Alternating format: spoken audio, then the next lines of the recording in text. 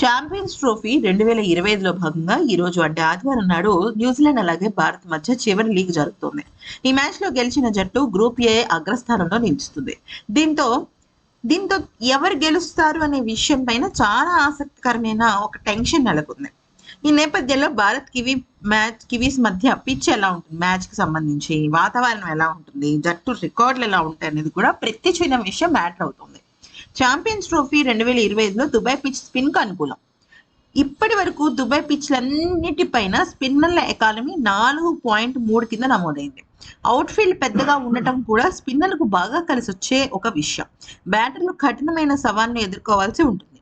మైదానంలో పెద్దగా భారీ స్కోర్లు నమోదైతే అవ్వవు. గత 2 మ్యాచ్ల్లో బంగ్లాదేశ్ 228, పాకిస్తాన్ 241 అంతే. అలాగే లక్ష్యాన్ని ఛేదించడం కూడా జట్టుకు కాస్త కష్టం అవ్వచ్చు. దీంతో రెండో ఇన్నింగ్స్ లో ఆడే జట్టుకు గెలుపు అవకాశాలు తక్కువ ఉంటాయి. అందుకే టాస్ గెలిచిన జట్టు ముందుగా బ్యాటింగ్ అయితే ఎంచుకోవడం చాలా పర్ఫెక్ట్ డెసిషన్.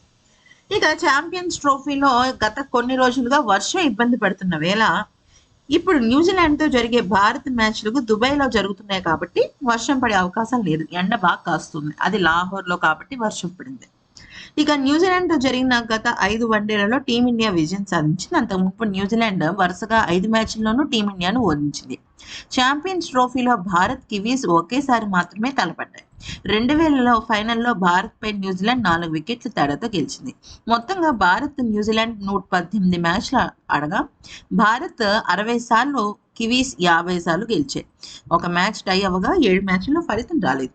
దీన్ని బట్టి చూస్తే ఇరు జట్లకి గెలిచే అవకాశాలు సరి సమానంగా ఉన్నాయని చెప్పుకోవచ్చు.